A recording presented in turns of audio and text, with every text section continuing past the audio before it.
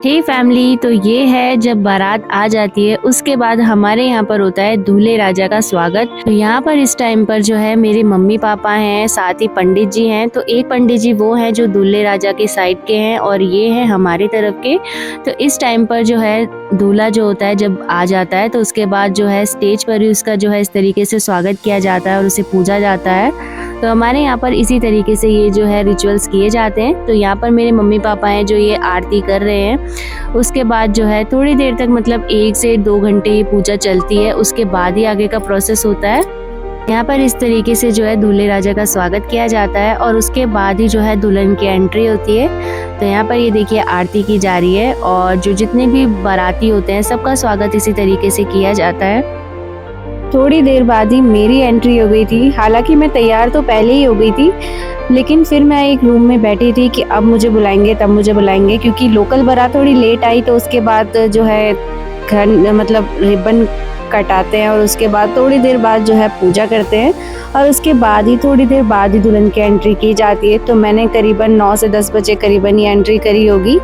और ये देखिए मेरे सारे कज़न्स हैं और पीछे मेरी फ्रेंड्स है, सिस्टर है।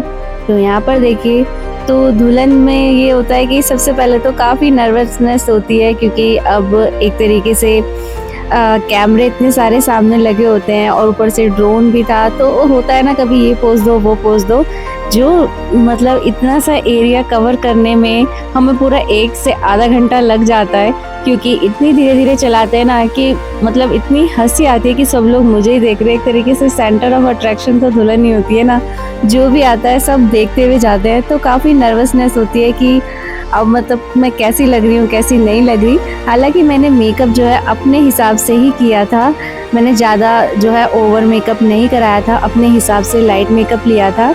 और जो लहंगा है मेरा मैंने उसी के अकॉर्डिंग लिया है।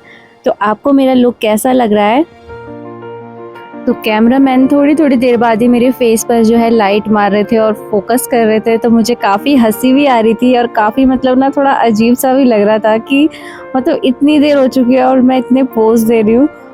बस फिर धीरे धीरे हम आ गए थे एंट्री लेकर, मैं अंदर आ चुकी हूँ। सब लोग मुझे ही देख रहे थे और मुझे काफ़ी ना मतलब एकदम शाय शाय सा फील हो रहा था।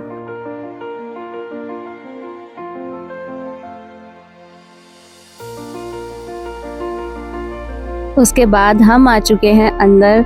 तो मतलब जो पूरा एरिया था अंदर से मतलब बाहर से स्टेज तक आने का काफ़ी लंबा भी था।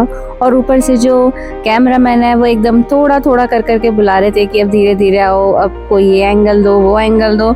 तो मुझे काफ़ी ना अजीब लग रहा था कि जो चीज़ मैं 5 मिनट में भाग करके कर सकती हूँ उसको मुझे इतना टाइम पास करके करना पड़ रहा है।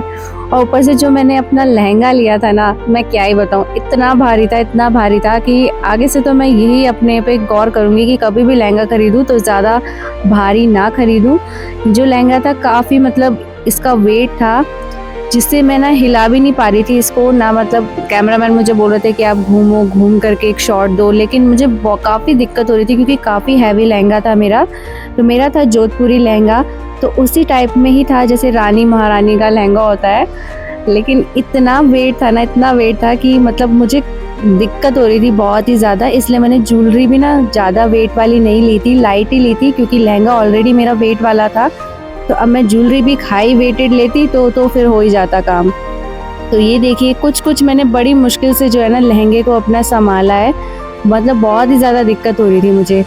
तो बस ये देखिए सब लोग मुझे ही देख रहे हैं। मुझे ना काफ़ी ऑकवर्ड जैसा लग रहा था कि यार मैं क्या कर रही हूँ और सब लोग मुझे देख रहे हैं। तब भी मैंने अपनी हंसी को कंट्रोल करके रखा। उसके बाद आ जाता है टाइम दूल्हे राजा का, जो कि अपने दुल्हन का वेलकम करते हैं और उसको लेने आते हैं। तो ये मूवमेंट जो है काफ़ी स्पेशल होता है हर लड़की के लिए। बस अब यहाँ पर भी क्या हुआ ना, स्टेज पर जाने के लिए थोड़ा मतलब कंजस्टेड सा एरिया था। तो मतलब मुझे थोड़ी दिक्कत सी हुई, क्योंकि लहंगा उठाने के टाइम पर एक हाथ तो मैंने ऊपर पकड़ा रखा था, अब दूसरे हाथ से मैं अपने लहंगे को मतलब जो है कवर नहीं कर पा रही थी कि मैं उसे उठा पाऊँ। तो जैसे तैसे जो है मैं ऊपर लेकर के ऊपर को आई।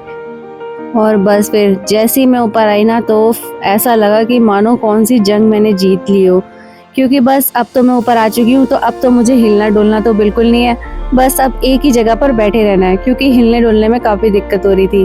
बस उसके बाद हमारे जो थे पोजेस क्लिक करें यहाँ पर। तो हमने अलग अलग पोज दिए। उसके बाद जो है हमारी जयमाला का टाइम हो रहा था। तो जयमाला में एक साइड मेरी सिस्टर है, एक साइड मेरी फ्रेंड है, तो यही दोनों वरमाला लेकर के खड़े थे। राम राम जय राजा राम, राम राम जय सीता राम, राम राम जय राजा राम, राम राम जय सीता राम, राम राम जय राजा राम, राम राम जय सीता।